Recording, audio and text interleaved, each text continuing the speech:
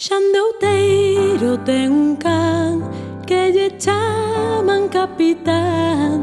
Tamén ten... Recomendamos a Bruxa Regañadientes porque é un conto de medo.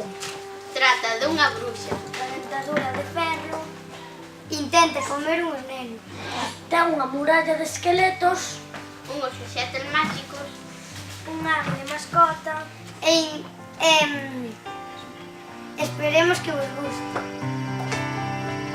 A Bruxa Regañadientes. Señor Verde porque é un libro moi interesante.